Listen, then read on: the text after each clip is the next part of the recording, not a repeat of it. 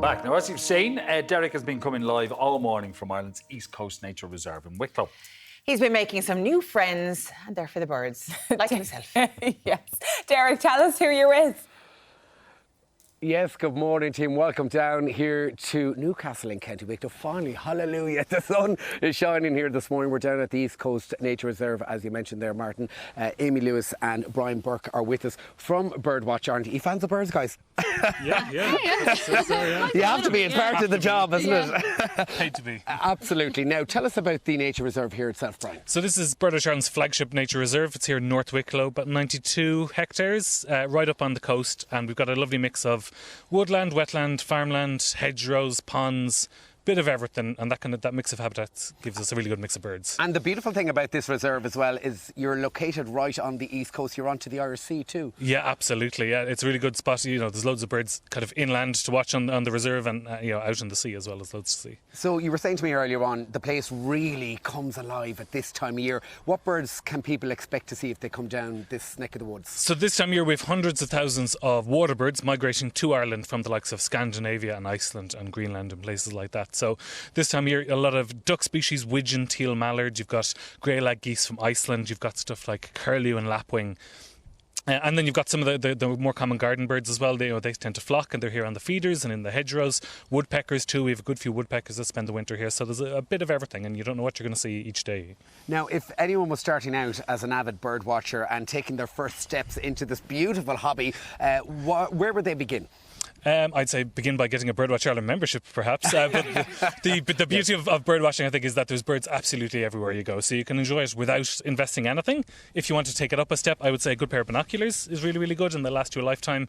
They'll help you see things you've never seen before. If you want to take it up another step again, you could buy a spotting scope, and that's a bit more of an investment. But again, you'll really, really see a huge amount of stuff that's around you that you maybe didn't realise was around you.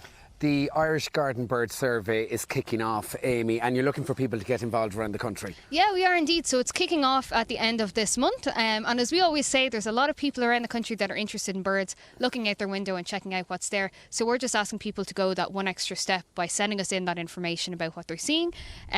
Getting that information helps us to get a sense of how bird populations are doing in Ireland and tells us a little bit more about the health of their habitats. Yeah, and where are we at the moment in terms of the general health of the overall bird population here in the country? Yeah, well, when we look at garden birds specifically, I suppose, generally they're doing quite well. It sort of depends on the year too, so maybe if we have a bad winter, there could be some fluctuations.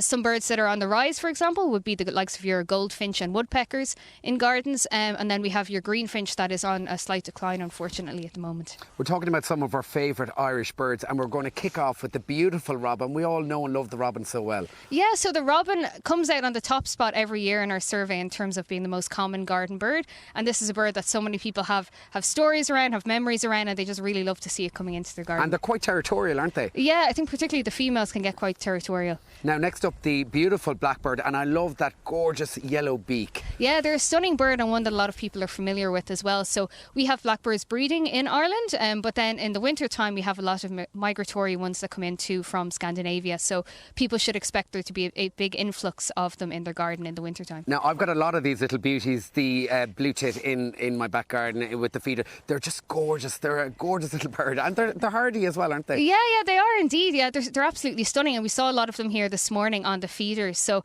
it's amazing to have such colourful birds here in Ireland. I think people sometimes are surprised to see them up close and realise how lovely they look. And we'll finish off with one for sorrow, two for joy, the beautiful magpie. Yeah. So another bird that people will know from being around, no matter where you are in Ireland, you're likely to see some magpies. So I think when you get to see them up close, you can really get to appreciate just how gorgeous they are, particularly when the sun is shining. You see that iridescence on their feathers as well. So really lovely bird.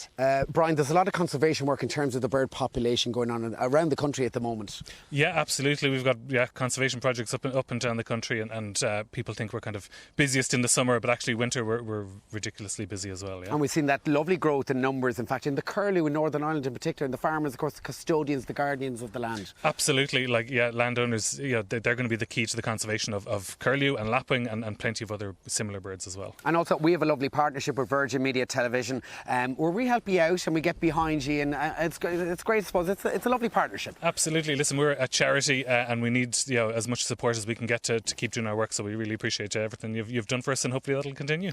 Subscriptions, where are we at in terms of numbers? We have about 15,000 members at the moment, but we can always do it more. And we welcome everyone as a member to Birdwatch Ireland. By becoming a member, you can get more information about birds and bird watching through our members magazine every few months. But there's also so many events going on all around the country that people can get involved in too. Obviously, you've a ringing event coming up pretty soon. Yeah, Saturday the 18th of November here at the East Coast Nature Reserve.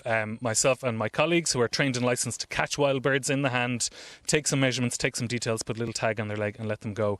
We're inviting people of all ages to come and see that up close. They'll be able to let some of the birds go, and it's a chance to see some common garden birds really, really close, in a way that you've never seen them before. All right, thank you so much. I really enjoyed our chat here this morning. Learning so much down here at the East Coast Nature Reserve. Birdwatch Ireland, that's where you can find out more online.ie. But for now, from all our feathered friends here this morning, back to studio. Really enjoy that, guys. Gorgeous. Thanks, Derek. Elaine, what did you say your favourite bird was? It's called a booby. A booby. It's a blue-footed booby. There's And what's boobies. yours? They're not in Ireland, though. I don't have one. Yeah. Yeah. No, you can't get boobies in Ireland.